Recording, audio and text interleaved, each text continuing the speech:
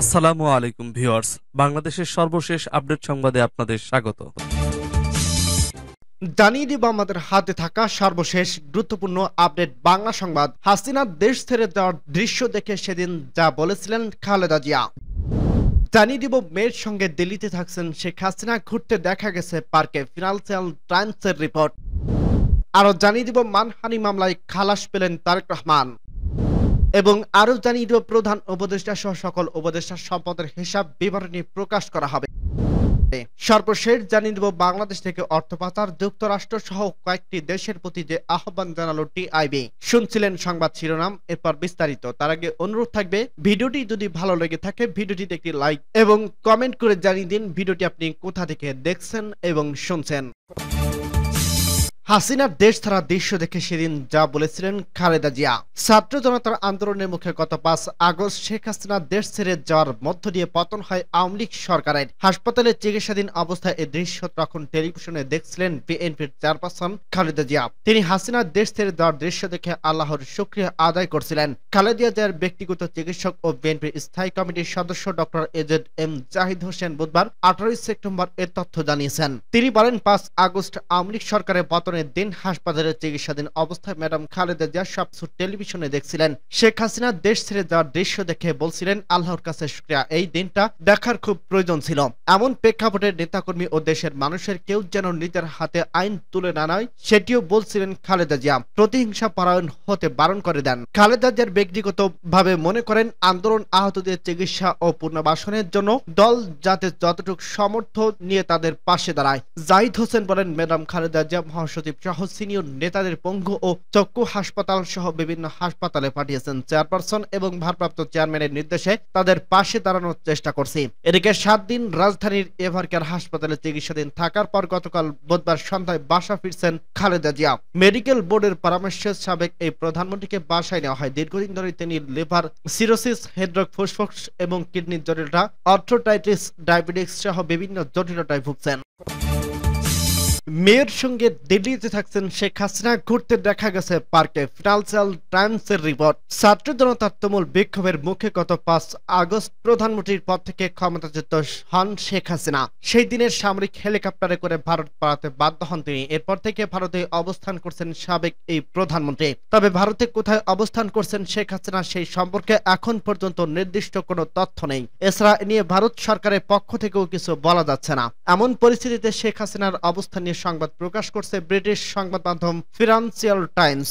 সংবাদ মাধ্যমটির পক্ষ থেকে বলা হয়েছে, ভারতীয় রাজধানী দিল্লিতে মেয়ের সঙ্গে থাকছেন শেখ হাসিনা। তাকে তার দলবল নিয়ে দিল্লির অন্যতম অভিজাত পার্ক লেডি গার্ডেনে ঘুরতে দেখা গেছে। এছাড়া খবরে দাবি করা হয়েছে শেখ হাসিনা ভারতীয় সরকারের একটি সেফ হাউসে রয়েছেন। তিনি তার মেয়ের সাইমা অজেদের সঙ্গে থাকছেন। এদিকে বাংলাদেশের অন্তর্বর্তীকালীন সরকার আইন, বিচার ও সংসদ বিষয়ক উপদেষ্টা আসিফ নজরুল ফিনান্সিয়াল টাইমসকে বলছেন, ভারতের সঙ্গে স্বাক্ষরিত প্রত্যাপন চুক্তি অনুযায়ী আমরা থেকে বাংলাদেশের কাছে প্রত্যাপনের দাবি জানাতে পারি। আপাতত আমরা আশা করি ভারত তাকে বাংলাদেশের অস্থিতিশীলতা ঘটতে দেবে না, কারণ তিনি মিথ্যা ও ভুলের তথ্য ছড়িয়ে দেওয়ার চেষ্টা করছেন।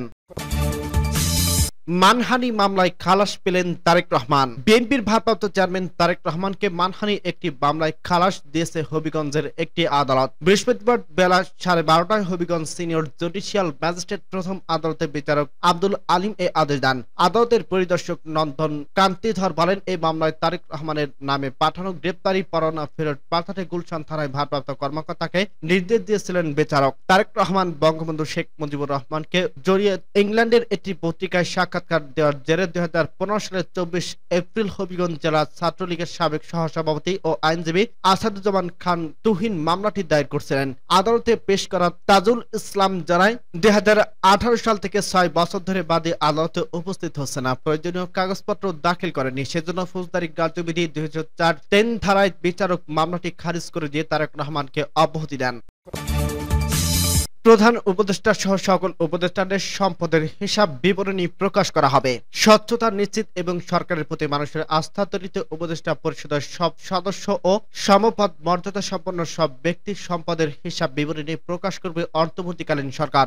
বৃহস্পতিবার 19 সেপ্টেম্বর উপদেষ্টা পরিষদের সভায় এ সংক্রান্ত খসড়া নীতিমালা অনুমোদন হতে পারে বলে জানিয়েছে বিষয়টি সম্পর্কে অবগত কর্মকর্তারা। সংশ্লিষ্ট কর্মকর্তারা গণমাধ্যমকে জানায়, খসড়া নীতিমালার প্রধান উপদেষ্টা সব উপদেষ্টা ও উপদেষ্টার মর্যাদায় নিয়োগপ্রাপ্ত অন্যান্য ব্যক্তিদের স্থায়ী ও অস্থায়ী সম্পদের হিসাব বিবরণী প্রতি বছর প্রকাশ করা হবে। প্রধান উপদেষ্টার দায়িত্ব গ্রহণের পর জাতির উদ্দেশ্যে দেওয়া প্রথম ভাষণে ডক্টর মোহাম্মদ ইউনূস সব উপদেষ্টার সম্পদ বিবরণী প্রকাশের অঙ্গীকার করার পর এই নীতিমালা প্রণয়নের উদ্যোগ নেওয়া হয়েছে। ডক্টর ইউনূস বলেছিলেন, বর্তমান সরকার দুর্নীতির বিরুদ্ধে স্পষ্ট অবস্থান গ্রহণ করছে। আমাদের সকল উপদেষ্টা দ্রুততম সময়ের মধ্যে তাদের সম্পদের হিসাব বিবরণ প্রকাশ করবেন। পর্যায়ক্রমে এটি সকল সরকারি কর্মকর্তাদের ক্ষেত্রে নিয়মিত এবং বাধ্যতামূলক করা হবে। রাষ্ট্রীয় পর্যায়ে দুর্নীতির বিরুদ্ধে ব্যবস্থা গ্রহণের ন্যায়পাল নিয়োগ আদেশের প্রণয়ন করার কথা বলছেন প্রধান উপদেষ্টা। গত 8 আগস্ট ডক্টর ইউনূসের নেতৃত্বাধীন অন্তর্বর্তীকালীন সরকার দায়িত্ব গ্রহণের পর সকল সরকারি চাকরিজীবীদের সম্পদ বিবরণী দাখিল করার বাধ্যতামূলক করা হয়েছে।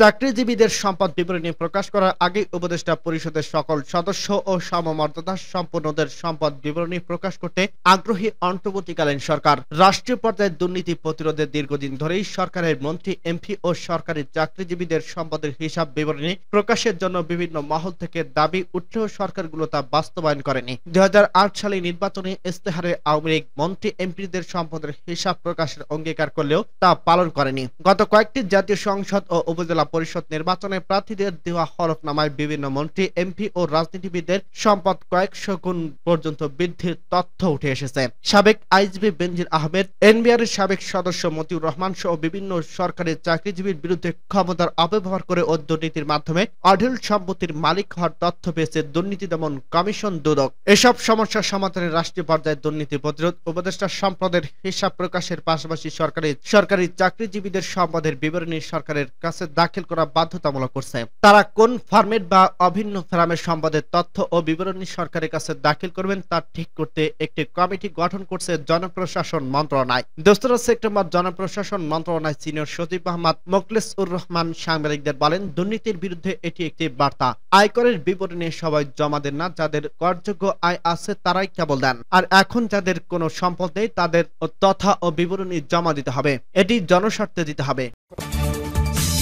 বাংলাদেশ থেকে অর্থ পাচার যুক্তরাষ্ট্র সহ কয়েকটি দেশের প্রতি যে আহ্বান জানানো টিআইবি, যেসব দেশে বাংলাদেশের অর্থ পাচার হয়ে গচ্ছিত রয়েছে, আন্তর্জাতিক প্রতিশ্রুতি এবং দায়িত্বের অংশ হিসেবে যেসব অর্থ সম্পদ বাংলাদেশে ফেরাতে সহায়তার জন্য ওইসব দেশকে দৃঢ় পদক্ষেপ নিতে আরো আহ্বান জানিয়েছেন ট্রান্সপারেন্সি ইন্টারন্যাশনাল বাংলাদেশ। বৃহস্পতিবার 19 সেপ্টেম্বর গণমাধ্যমে পাঠানো এক বিবৃতিতে দুর্নীতি বিরোধী সংস্থাটির নির্বাহী পরিচালক ডক্টর ইফতেখারুজ্জামান বলেন, যুক্তরাজ্য, মার্কিন যুক্তরাষ্ট্র ও সুইজারল্যান্ডে অর্থ পাচারের স্বর্গে পরিণত হওয়ার দেশসমূহের পাশাপাশি সাম্প্রতিক কয়েক দেশকে Canada, Australia, Singapore, Hong Kong, Malaysia, সংযুক্ত আরব আমিরাতের মতো মধ্যপ্রাচ্যের দেশগুলোর, বিশেষ করে দুবাই এবং এমনকি অনেক আফসোর দ্বীপ অঞ্চলে বাংলাদেশ থেকে অর্থ পাচারের আকর্ষণীয় গন্তব্যে পরিণত হয়েছে।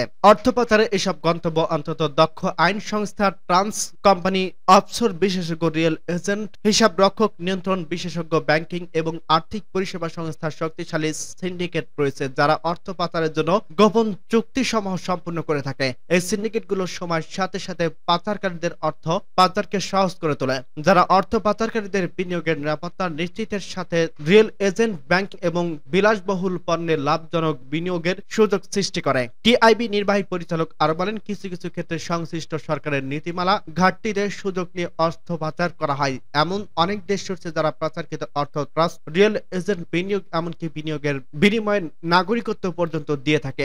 যদিও নীতি ঘাটতি ও না থাকে, তাহলে আইনের কঠোর প্রয়োগের অভাবে অর্থ পাচার সহায়তাকারীদের জন্য স্বর্গ তৈরিতে সাহায্য করে এবং এই যুগে সৃষ্টির ফলে বাংলাদেশ থেকে অর্থ পাচারকারীরা উৎসাহিত হচ্ছে।